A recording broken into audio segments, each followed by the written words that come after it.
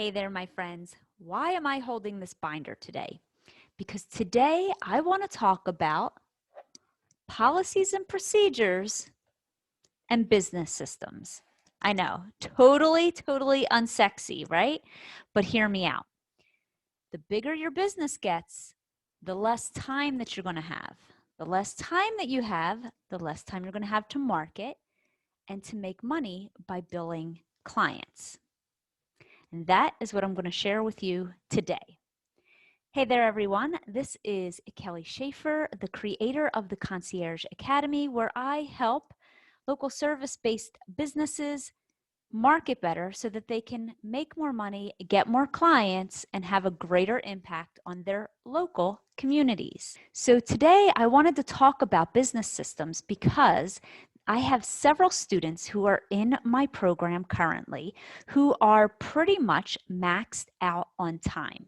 They started working with me and they didn't have a lot of clients, and now they have so many clients, they have a full schedule, and because of that, some of their marketing is slacking and they are losing valuable time in their day.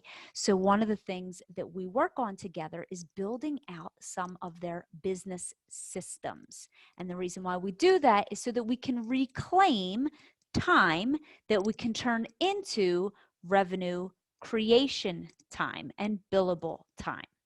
So the reason why I had this handy dandy binder here is because years ago, I sat down and I wrote out all of our business systems inside of my local business, Task Complete.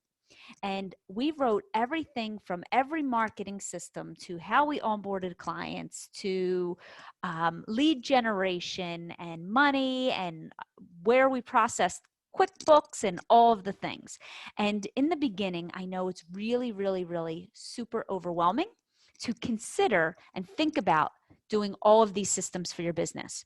So today, I am going to tell you the 3 systems that you should start with first, and then you can build from there. So the 3 systems that I recommend that you start with are: number 1, how you onboard a client; number 2, how do you take payment from a client; and number 3, client testimonials.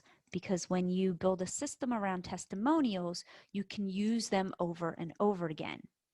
So for example, when you are onboarding a client, how do you onboard a client?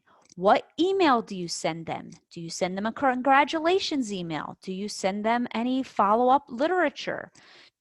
Do you send them a gift? Do you send them a card? How do you take payment? These are all part of your onboarding process when you get a new client. Now, the reason why I recommend that you start there is a lot of times when you're onboarding a new client, there are emails and documents and letters. And if you're like us, you may have policies and procedures and business policies that you share with clients. You may want to talk to your clients about payment. You may have your clients sign a contract, which I highly recommend. And so part of doing that can be a lengthy process if you don't have that system all step-by-step recorded, right? So it would be like step 1, new client. Step 2, send them a confirmation email. Step 3, send them a welcome email, whatever it is for you. But what happens is every time you get a new client, you can just open that system and you know step by step what it is that you need to do to onboard them so that everyone has the same successful onboarding process. And when you create a system, you'll always be able to find the documents that you send them or the contracts that you send them or the email that you send them to confirm, right?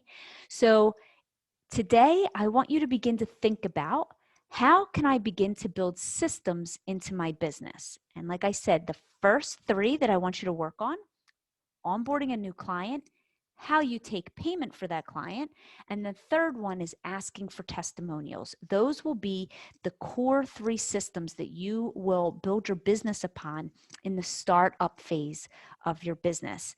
And then over time, you'll have a handy dandy binder like I do that has all of your different business systems and your operations so that you can take time away from your business and your business will still grow when you've documented all of your systems. Okay, my friends, are you going to document some systems over the next couple months? Will you document your onboarding system the next time that you onboard a new client?